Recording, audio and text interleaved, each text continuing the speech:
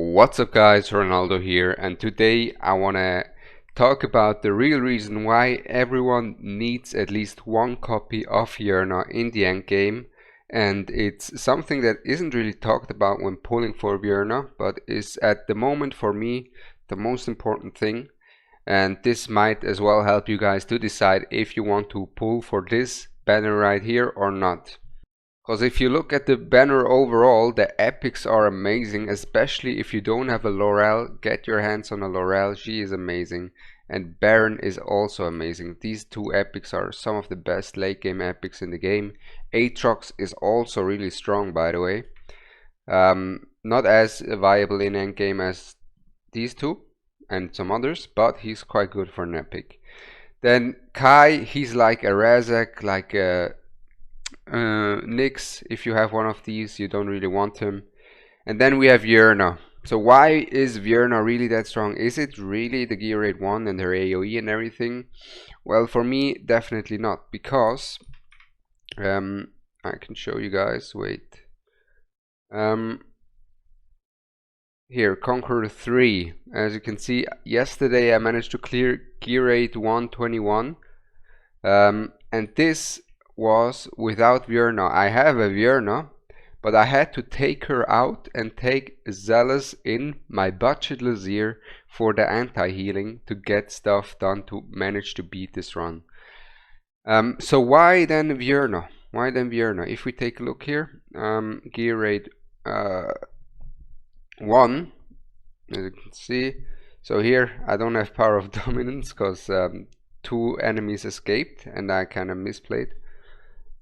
So I still gotta do it, but at least 2 stars, right? But yeah, let's go here and let's see, take a look at Vierna, popular heroes. Then you can see one thing and one thing clearly, and that is Comet is on top. Comet is the man to have, the GOAT. He is on top because he is just the strongest mage to take these units down. Vierna won't be able to take the enemies down below the 35% threshold on her own. She needs a lot of help. While Comet with the Rage Region comp can do that well. That's how I did it. A video is gonna follow soon. So people are using Comet more here in gear rate 1. Then if we take a look at gear rate 2, people are also using Comet more in gear rate 221 than Vierna. And then for gear rate 3 you can use her for the beginning, but in the end game she's not viable. Then Comet is also better in Void Rift, he's better in campaign, he's better in guild versus guild, he's better in arena. So why Vierna? Why do I still believe Vierna is such a valuable asset for everyone's account? Well, we already have the reason right in front of us when I opened up the hero champion pool that I have here. This is the reason why Vierna is so viable. That's right. It is Silas himself who is the reason why Vierna is so valuable in the end game. Of course, she brings a lot to the table, guys. I don't want to take anything away from her. She is still, together with Comet, by far strongest mage. Actually, there's one 4-star mage that has something to say about it, who I'm gonna use in gear rate 119 free to play guide, and who I had to use in stage 21 as well.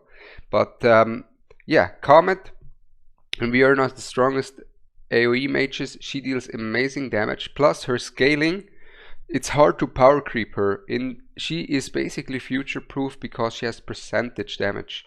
So percentage damage usually in all of the gachas will be future proof.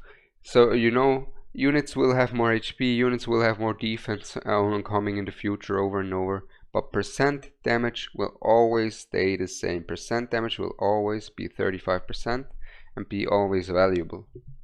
And her damage overall is really good as well. Right, so that's one of the reasons, of course. But the real reason why you will want to have a Vierna at some point is Silas. Because Silas is by far the strongest. Yeah, I'm saying right now. I've used him everywhere now. Silas is by far the strongest late game carry in the game if you have a Vierna. If you have a Vierna, Silas is unmatched. If you saw my Gear 8 21, Gear 8 321 run, you saw the damage output of Silas. I use him in Void Rift in endgame. He is insane. Then on top of that, if we take a look here at the Guild Wars, hold up, I need to take my rewards real quick. Alright, if we take a look here at the Guild Wars, let's see, we can have a good example. 165 million damage from Silas. There, this is the example I wanted to show you guys. Take a screenshot real quick. Silas is the only legendary next to Silitu I have seen people be able to achieve over 200 million damage in Guild Boss. And the thing is, Silas's main thing is defense threat. And the Guild Boss doesn't have that insane defense compared to the stage 21s.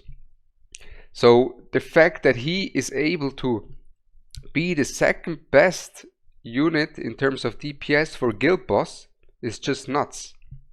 It is just nuts to have Silas be so strong in Guild Boss, which is endgame content. He is the best in Gear 8 3, which is endgame content.